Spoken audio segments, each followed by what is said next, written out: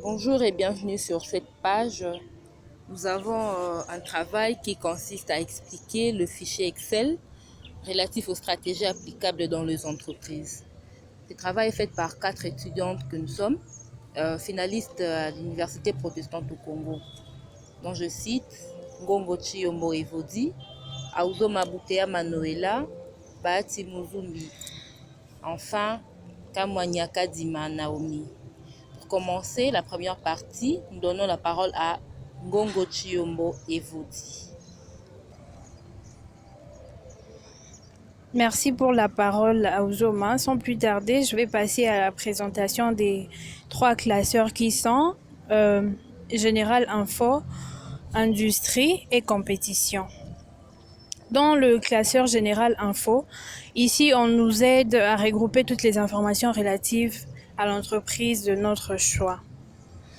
Et là-dessus, on mettra le nom de l'entreprise choisie, les branches du secteur d'activité dans l'essence des DAS, le secteur d'activité choisi, tous les services offerts par l'entreprise, le nom du gérant de l'entreprise, le style du fonctionnement du gérant de l'entreprise, le nombre d'années d'exercice, le nombre de bâtiments, le nombre de pays dans lesquels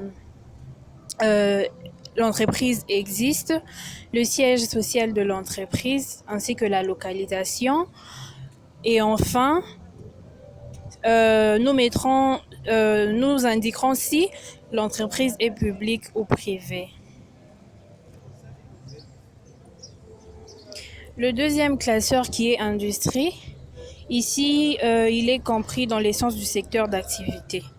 Et dans ce classeur, nous mettrons le nom de l'entreprise, le total de vente de tous les DAS. On mettra le taux de croissance du secteur, le cycle de vie du secteur, c'est-à-dire la croissance, la maturité, le déclin, le démarrage. On mettra le degré d'intégration verticale, en amont ou en aval. Et là, je précise qu'une intégration implique un certain contrôle de l'un des éléments dans la chaîne de valeur. On mettra également le taux de croissance technologique, des apparitions de nouvelles technologies dans les secteurs de l'entreprise de votre choix. Ensuite, on mettra le niveau de l'économie d'échelle de l'entreprise, c'est-à-dire quel est le niveau de l'économie d'échelle de l'entreprise. En fait, quelle est l'économie d'échelle que l'entreprise réalise. On mettra également le taux de profitabilité de l'entreprise. La détermination de ces taux est fonction du total des ventes des segments, soit du chiffre d'affaires. Il y aura également le nombre d'entreprises qui existent dans ces secteurs. Ça, c'est le degré de concentration. Là, sur 100% du marché, on va dire si notre entreprise vend pour combien de pourcentage. On mettra également l'ensemble des facteurs nécessaires pour exercer dans les secteurs d'activité. Ensuite, on mettra tous les facteurs les plus attractifs du secteur. Et ensuite, on estimera le poids minimum des facteurs sur un total de 100. Également, l'évaluation des facteurs, par exemple, froide, c'est un exemple. Et enfin, la dernière ligne où c'est écrit product se remplira automatiquement. Et enfin, on va expliquer le classeur competition. Ici, on remplit tous les éléments relatifs à la concurrence. Et dans la première ligne où c'est écrit type of competition, on met le type de concurrence, c'est-à-dire on doit dire si la concurrence est pure et parfaite, si la concurrence est monopole ou duopole. Ensuite, il y a basis of competition. Là, on met les éléments sur lesquels repose le type de compétition choisi. Ensuite, il y a la case Intermarket Share Data. Là, le nom de l'entreprise sera rempli automatiquement. Et là où c'est écrit compétiteur, c'est les noms des concurrents. Et le taux d'occupation du marché sera noté là où il y a les 0%.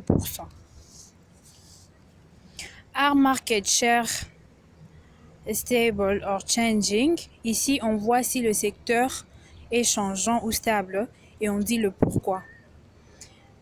Dans la case Critical Success Factor, on reprend les 5 facteurs de succès, les 5 facteurs clés du succès, et on donne le poids de chaque facteur. Dans la case Strategic Factor, on remplit en ligne cette fois tous les éléments en premier lieu qui donnent un avantage compétitif. Et là où c'est écrit Strategic Intent, là on y inscrit toutes les stratégie interne permettant soit de dominer le marché, soit de garder son avantage concurrentiel. Et dans la case Geographic Scope, le style compétitif de l'entreprise, on cherche à savoir si le style compétitif de l'entreprise est local, régional, national ou international. Dans le positioning, ici nous voulons confronter 2 critères de choix, qualité-prix, élevé, moyen, bas en fonction de leur niveau. Et pour finir, il y a générique stratégie. Ici, on cherche à savoir si l'entreprise œuvre plutôt dans la différenciation, la spécialisation, l'intégration verticale. Merci. Sans plus tarder, je passe la parole à l'intervenante suivante. Merci Vodi pour la parole. Je m'en vais directement parler du classeur porteur. Ce classeur a comme objectif d'évaluer les forces en présence. Évaluer les forces en présence, c'est-à-dire réfléchir sur la manière de construire un avantage concurrentiel et de mesurer l'attractivité d'un secteur. Alors de ces faits, comme nous constatons, nous avons rival, compétiteur. C'est une section qui va se remplir automatiquement juste après que l'on puisse remplir les autres. Identify buyer or consumer, c'est au fait, on veut identifier au fait l'acheteur ou le consommateur de nos produits au fait. Puis la section Identify Supplier consiste à identifier les fournisseurs de votre entreprise.